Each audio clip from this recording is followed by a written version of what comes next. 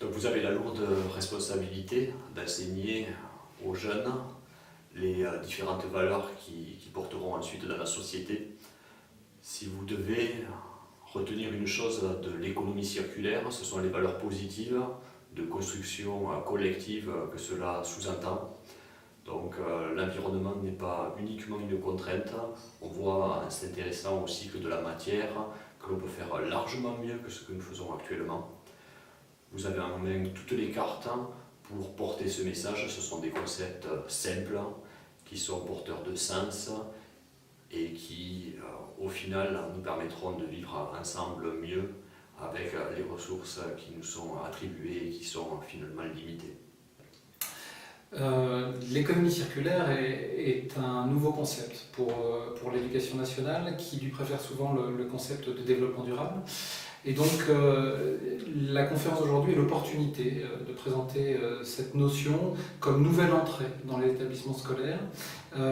Beaucoup de choses intéressantes sont faites dans les établissements scolaires, à la fois la logique d'éco-établissements, écosphères, éco-lycées, qui sont autant de sollicitations portées aussi par les collectivités territoriales et locales, qui incitent les établissements à entrer en démarche.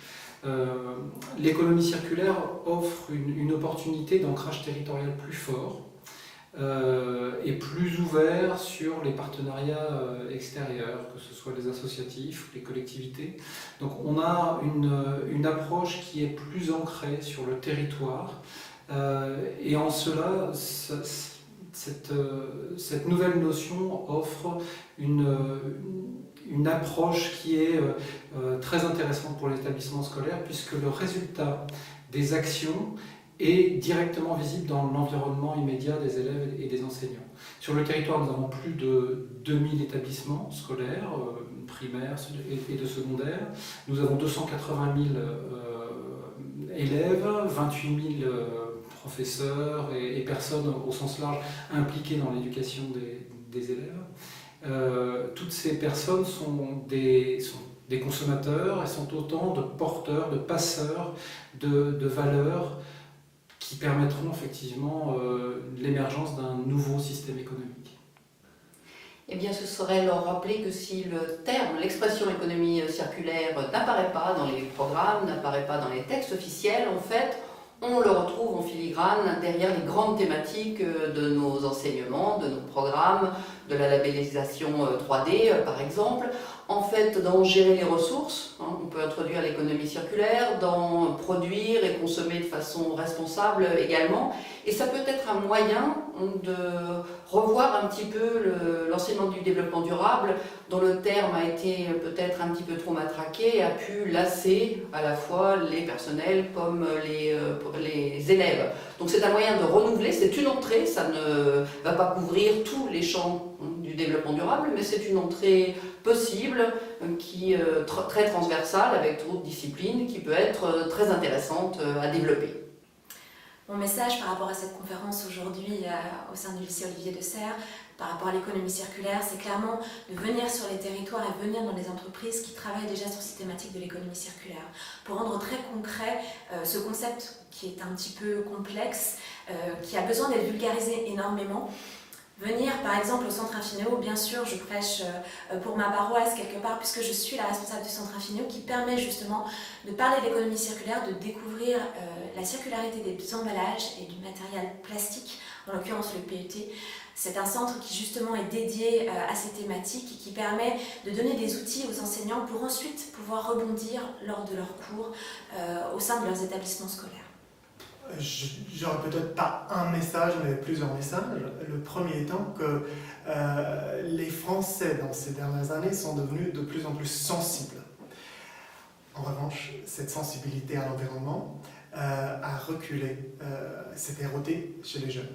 Donc il y a un travail à faire sur la sensibilité à l'environnement et non pas sur les connaissances, puisque les jeunes ont plutôt des bonnes connaissances de l'environnement, des problématiques de l'environnement.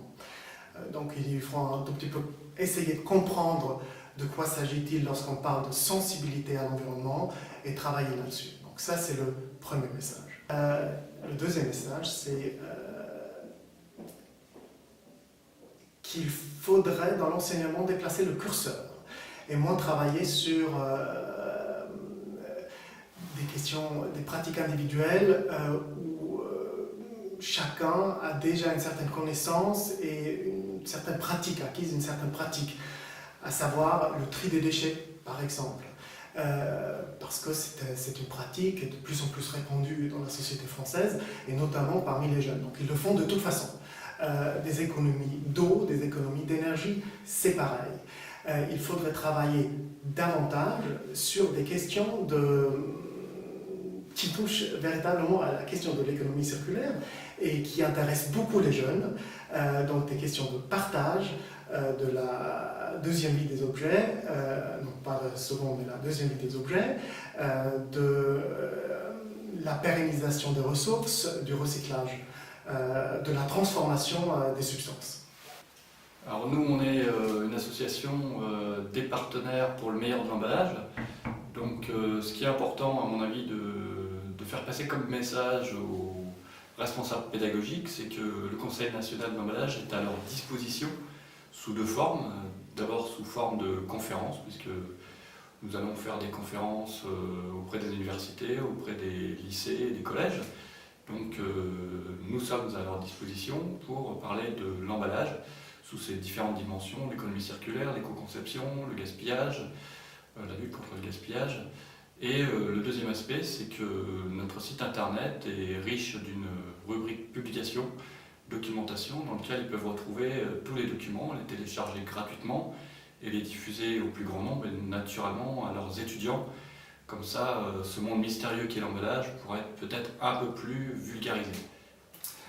Alors je pense qu'il y a deux principes à prendre en considération qui sont plus issus des travaux de la psychologie sociale. Le premier renverrait au sentiment d'efficacité personnelle qui a tendance à être dilué sur des problématiques telles que le réchauffement climatique, telles que les catastrophes naturelles. C'est quelque chose qui est très impactant sur la motivation qui est liée au comportement, c'est-à-dire que les personnes se sentent assez impuissantes et n'arrivent pas en fait à se mobiliser.